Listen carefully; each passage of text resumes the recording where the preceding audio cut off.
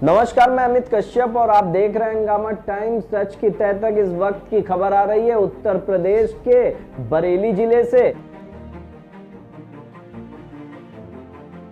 सपा नेता व संभावित प्रत्याशी नसीम अहमद ने ग्राम खमरिया, रायपुरा, गनीमत, बकौली, जाम, अंतरामपुर, मधुकरपुर व पनवड़िया आदि गांवों का दौरा करते हुए पिछले दिनों आई बाढ़ से हुए नुकसान का जायजा लिया व भाजपा सरकार पर जमकर हमला बोला। कहा कि बहेड़ी विधानसभा क्षेत्र व प्रदेश की जनता समाजवादी पार्टी की ओर देख रही है। भाजपा के किसानों से झूठे वादे किए, संकट में प्रदेश की जनता को अनाज छोड़ दिया, किसान की आय दुगनी करने के बजाय महंगाई दुगनी कर दी।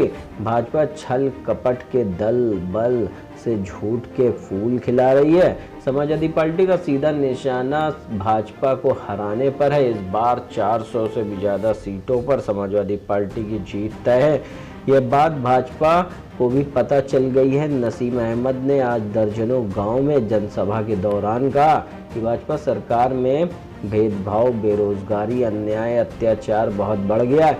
ऐसा अन्याय, उत्पीड़न आज तक कभी नहीं हुआ। भाजपा ने अपना चुनाव घोषणा पत्र में किया वादा पूरा नहीं किया। आज किसानों को धान की कीमत नहीं मिल रही है, किसानों को मजबूरी में धान जलाना पड़ रहा है। सरकार ने समय रहते खाद नहीं खरीदा, खाद के लिए किसानों की जान चली गई।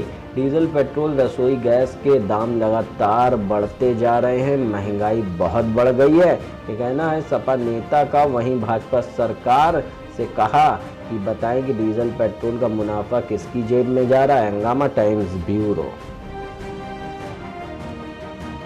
संख्या में यहाँ ग्रामीणों ने समाजवादी के सदस्य आपके हाथों ज्वाइन किए, क्या कहना चाहेंगे? और एक जो स्थानीय यहाँ के सांसद हैं वो अपनी ही पार्टी पे खुद आरोप लगा रहे हैं, अपने पार्टी होते हुए अधिकारियों पर आरोप लगा रहे हैं कि धांधलेबाजी चल रही है धान खरीद में। खास तौर से एक किसान ने आग भी लगा दी अपने धान पर। बिल्कुल सही कहा आपने कि भारतीय जनता पार्टी में जो यहाँ के सांसद हैं उन्होंने खुद संतुष्ट नहीं थे और उन्होंने यहाँ के जो है इशारा करा कि यहाँ के जो लोकल विधायक हैं या यहाँ के जो लोकल अधिकारी हैं वो उनके साथ काम कर रहे हैं मिलजुल के, और वहाँ पे उनका जो है बिचौलियों के बीच से जो धान तुल रहा है, जो 1400-1300 रुपये जिसे रेट मिल रहा है, और बाकी पैसा जो है सीधे सीधे मौजूदा मंत्री के खाते में जा रहा है। इसमें अधिकारियों की मिली भगत है और इससे जनता रोष में है। और एक तो दूसरी मारी है कि यहाँ फसल बहुत कम हुई है, ज़्यादातर जो है कृष्णा नदी के कटने से और मूसलाधार बारिश होने से ज़्यादातर लोग अपनी फसलें गंवा चुके हैं। लोगों में बहुत ज़्यादा इस वक्त रोष है। आपके हाथों बड़ी संख्या में लोगों ने समाजवादी ज्वाइन की है, आप तमाम जगह पर जा रहे हैं, तमाम लोग शामिल हो रहे हैं, क्या कहना चाहेंगे? देखिए, इसकी सबसे बड़ी वजह यह है कि क्षेत्र में अब पहली नहीं पूरे हिंदुस्तान में नेताओं पे से लोगों पे भरोसा उठ गया है कि वो नेता जो है जितना झूठ बोलता है कोई शायद नहीं बोलता, ये जनता ने मान लिया। अब बाकौली के लोगों को भी बहेड़ी या और जगह की तरह चाहिए जो ईमानदारी से, जो अपना पेट ना भरता हो, कम से कम जनता का पेट भरे। क्योंकि पहले के नेता ऐसे हुआ करते थे जिन्होंने देश की आज़ादी दिलाई, जिन्होंने आज भी उनके पुराने मंत्री थे, आज वो कोई धन दौलत कमा के उन्होंने बड़े बड़े होटल नहीं बनाए, बड़े बड़े कोठी खरीदी नहीं, बड़े बड़े स्टोन क्रेशर नहीं बनवाए और किसी पे जो है सताने का काम नहीं किया। आज जो यहाँ से दोनों मंत्री हैं, मंत्री और पूर्व मंत्री, उन लोगों ने पर्टिकुलर जातियों को अपने दौर में 307 लगवाने का काम किया है और उनकी ज़मीनों पर कब्जा करने का काम किया है। और दूसरे जो मौजूदा मंत्री हैं उन्होंने यहाँ के अंदर इतनी धन दौलत इकट्ठी कर ली है कि उन्होंने अपने समाज के गंगवार समाज के लोग भी उनसे खुश नहीं हैं। क्योंकि यहाँ आज हालात ये है कि स्टोन क्रेशर, इतनी बड़ी कोठी और 14.5 एकड़ ज़मीन, लखनऊ में इतना बड़ा आवास, बरेली के अंदर बड़ा आवास, इतनी फार्चूनर गाड़ियाँ, वो ये बताएं कि वो कहाँ से आई हैं। जनता आज अपना हिसाब मांगना चाहती है जनता की प्रतिनिधि होने के नाते। और मैं पिछली बार दूसरे नंबर का प्रत्याशी रहा, मुझे पूरा हक है कि वो बताएं कि आखिरकार ये पैसा उनके पास कहाँ से आया, अगर है तो ये क्यों नहीं जनता में बांटा जा रहा है। क्योंकि जनता आज इतनी त्रस्त हो चुकी है कि उस महंगाई की मार 106 रुपये पेट्रोल मिल रहा है और दूसरी तरफ उनके न्यूनतम मूल्य नहीं मिल रहा है। गन्ने का मूल्य 4 साल बाद बढ़ाया जाता है।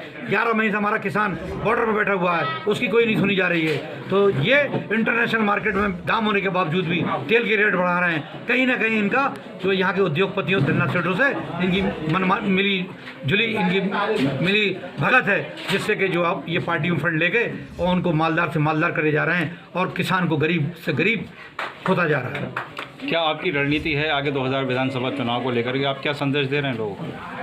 बिल्कुल 2022 के अंदर हमने कहा एक तरफ वो सरकार है कि जो आज महिला विरोधी सरकार है, चाहे वो महिलाओं का उत्पीड़न हो, रेप हो, जो किसान विरोधी सरकार है, जो बेरोजगार विरोधी सरकार है, सरकारी नौकरी नहीं निकल रही है, और जो जन विरोधी सरकार है, हम उस सरकार को 2022 के अंदर जनता को संदेश दिया है कि इसको उखाड़ फेंकिए और जिस आदमी ने विकास किया था 2017 तक, उसको आप फिर मौका दीजिए। जो हमारे माननीय राष्ट्रीय अध्यक्ष हैं, उन्होंने लगातार रोडों को जो है मुख्यालय से जोड़ने का काम किया, और उन्होंने छात्रवृत्ति पिछड़ी छात्रों की, दलितों की, और बैकलॉग भर्ती के अंदर हमारे आज बेरोजगार काफ़ी जो ज़्यादा उस समय पर नौकरी पे लगे थे, आज वो लोग बड़ी बड़ी डिग्री लेके घूम रहे हैं। इसलिए उनको अगले बार मुख्यमंत्री जनता बनाने का काम करेगी, और भारतीय जनता पार्टी को, हमारे अजय मिश्र जी को, जो यहाँ के असली नाम उनका यही है योगी जी का, उन्हें उत्तराखंड भेजने का काम करेगी।